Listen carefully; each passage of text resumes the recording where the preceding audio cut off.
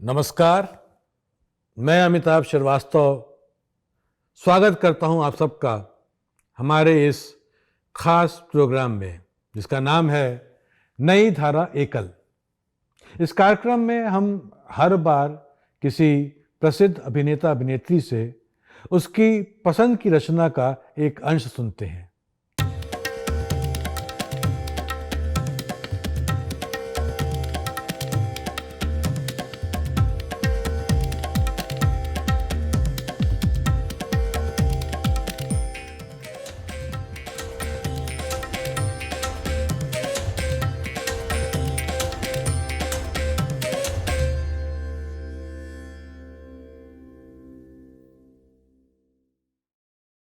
हमारी आज की कलाकार हैं सीमा पाहवा।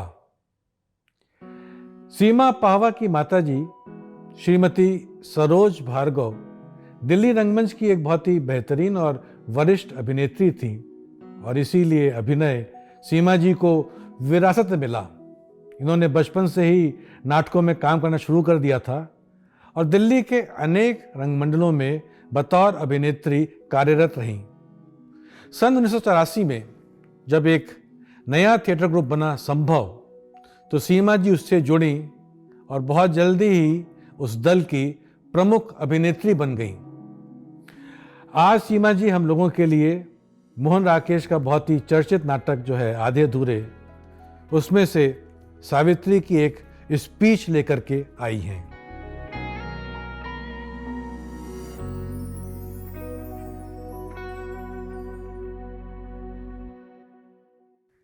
आधे अधूरे मध्यम वर्गीय परिवारों की जद्दोजहद, उनकी कुंठाओं, उनकी दबी छुपी इच्छाओं का नाटक है।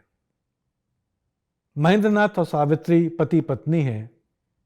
महेंद्रनाथ अभी शायद कुछ नहीं करता है।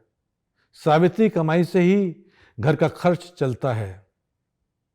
सावित्री इस घर का तो बोझ ढो ही रही है और वो जी जान से जुटी हुई है इस टूटते हुए घर को जोड़ने में। साथ ही में वो तलाश कर रही है अपने किसी एक ऐसे साथी को, एक ऐसे हमदर्द को, जिसके साथ शायद वो अपने मन की बात कह सके। नाटक की शुरुआत में जब सावित्री ऑफिस से थकी हारी आती है तो घर में घुसते ही उसकी महेंद्रनाथ से लड़ाई हो जाती है और महेंद्रनाथ गुस्से में घर छोड़ के चला जाता है। सावित्री घर की बाकी समस्याओं से उलझ जाती है और लगभग नाटक के अंत में जब महेंद्रनाथ का दोस्त जुनेजा उसके पास आता है महेंद्रनाथ की पैरवी करने के लिए, तो सावित्री क्या कहती है, चलिए सुनते हैं सीमा पाहवा जी से। एक बात पूछनी है आपसे, आदमी किस हालत में सचमुच में एक आदमी होता है? यूं तो जो कोई भी आदमी की तरह चलता फिरता है, बात करता है, वो आदमी होता है ना। पर असल में आदमी होने के लिए जरूरी नहीं कि उसमें अपना एक मादा हो, अपनी एक शख्सियत हो। ये मैं इसलिए कह रही हूं कि जब से मैंने उसे जाना है, मैंने हमेशा हर चीज के लिए उसे किसी ना किसी का सहारा ढूंढते पाया है, और खासतौर से आपका। ये करना चाहिए या नहीं, जुनेजा से पूछ लूं, वहां जाना चाहिए या नहीं, जुनेजा से राय ले लूं। कोई छोटी से छोटी चीज खरीदनी है तो भी जुनेजा की पसंद से, कोई बड़े से बड़ा खतरा उठाना है तो भी जुनेजा की सलाह से। यहां तक कि मुझसे ब्याह करने का फैसला भी किस लिए किया? जुनेजा के हामी भरने से। वाह! और उस भरोसे का नतीजा, अपने आप पर उसे कभी किसी चीज के लिए भरोसा ही नहीं रहा। जिंदगी में हर चीज की कसौटी है जुनेजा। जुनेजा सोचता है, जुनेजा चाहता है, जो जुनेजा करता है वो उसे भी सोचना है, उसे भी चाहना है, वही उसे भी करना है। क्यों? क्योंकि जुनेजा तो एक पूरा आदमी है अपने आप में, और वो खुद एक पूरे आदमी का आधा चौथाई भी नहीं है। मुझे असलियत की बात करने दीजिए। एक आदमी है, घर बसाता है, क्यों बसाता है? एक जरूरत पूरी करने के लिए। और कौन सी जरूरत? अपने अंदर की किसी उस क्या मतलब एक अधूरापन कह लीजिए उसे, उसको भर सकने की। इस तरह उसे अपने लिए अपने में पूरा होना होता है। यानी दूसरों को पूरा करते रहने में जिंदगी नहीं काटनी होती। पर आपके महेंद्र के लिए जिंदगी का मतलब रहा है जैसे सिर्फ दूसरों के खाली खाने भरने की एक चीज है वो।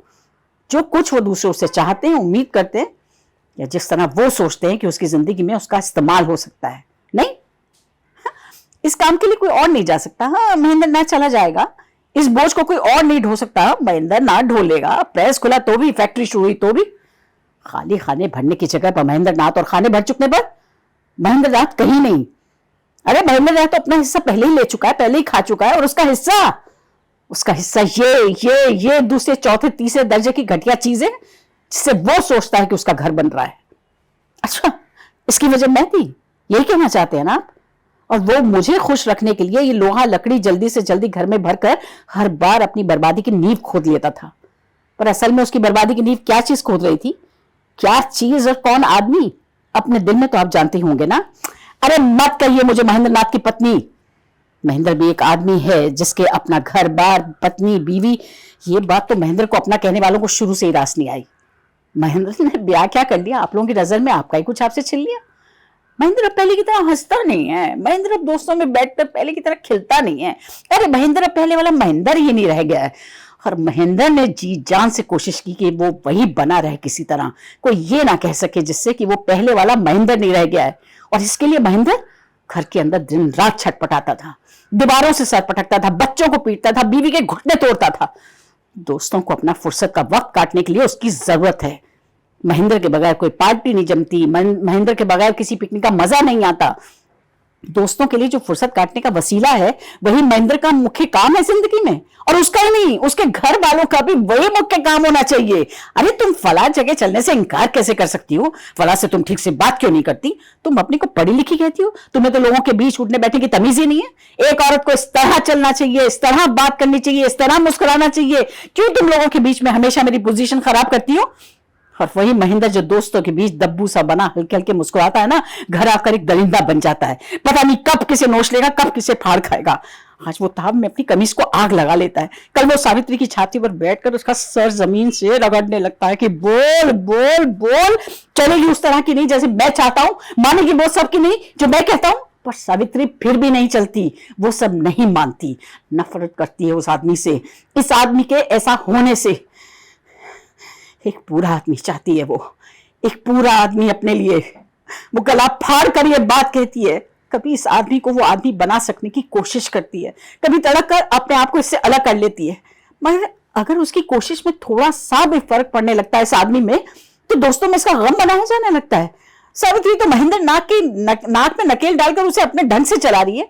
सावित्री बेचारे महेंद्र की रीढ़ की हड्डी तोड़कर उसे किसी लायक नहीं रहने दे रही है, जैसे कि आदमी ना होकर बिना हांड मांस का पुतला है वो एक बेचारा महेंद्र।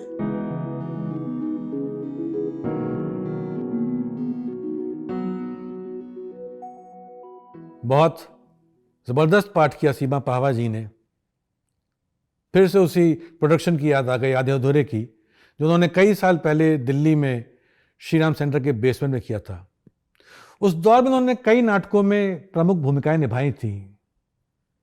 तो जब उनसे पूछा कि उनके हिसाब से सावित्री का जो ये कैरेक्टर है, किरदार है आधे अधूरे में, ये क्या महत्व रखता है उस नाटक में और हमारे समाज में, तो उनका जवाब था, सावित्री इन सारे किरदारों से डेफिनेटली अलग हैं, क्योंकि हर किरदार अपने आप में लिखा गया है। सावित्री एक बहुत ही, मुझे लगता है आज भी रेलिवेंट कैरेक्टर है, इसलिए क्योंकि हमारे मिडिल क्लास फैमिलीज ज़्यादा हैं हिंदुस्तान में। हम बहुत ज़्यादा प्रतिशत मिडिल क्लास को बिलोंग करते हैं, जहाँ पर एक औरत का बाहर निकल के काम करना और उसे उस समाज की सारी चीज़ों से जूझना, जिसमें उसका अपना एक निजी स्ट्रगल भी होता है, जिसमें उसे अपने आप को इस्टेब्लिश करना है, या जो भी है आज के अगर युग की बात करूं जहां पर औरत इसलिए लड़ रही है। लेकिन सावित्री इसलिए अलग हो जाती है कि उस वक्त लड़ाई ये नहीं थी कि उसे खुद को क्या बनना है, वो लड़ाई ये थी कि उस पूरे अंक को लेके उसे साथ में चलना है, जिसमें उसका बेटा भी है, जिसमें उसकी बेटी भी है, एक छोटी बेटी भी है, एक पति भी है। और पति के बार बार फेलियर होने से जो एक औरत के ऊपर एक अधूरेपन का जो एहसास है उसकी ज़िंदगी में, क्योंकि एक ड्रीम होता है आपका, आप जब बचपन से बड़े होते हैं तो आप एक अपने लिए कल्पना करते हैं कि मेरा एक ऐसा घर होगा। वो कल्पना जब भी ज़रा सी भी हिलती है, मुझे लगता है वो हमारे अंदर एक विवाद पैदा करती है। और सावित्री उसका बहुत बड़ा एग्जाम्पल है, जिसने ज़िंदगी भर एक भटकाव में निकाल दिया। कभी भी उसे एक पूरा संसार, एक पूरी दुनिया नहीं मिल पाई।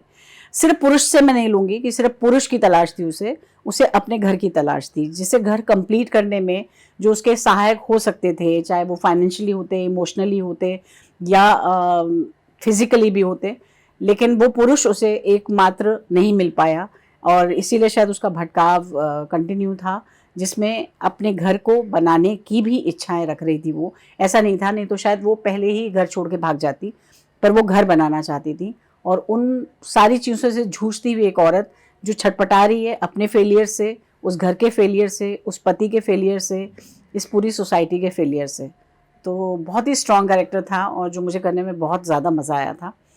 वो अलग बात है कि मैं उस वक्त बहुत कम उम्र में थी जब मैंने सावित्री किया था, लेकिन आज भी उन परिस्थितियों को देखती हूँ पीछे मुड़ के तो लगता है कि जैसे आज भी समाज में बहुत सारी चीज़ें तो नहीं बदली हैं, वो प्रॉब्लम तो आज भी एग्जिस्ट करती है।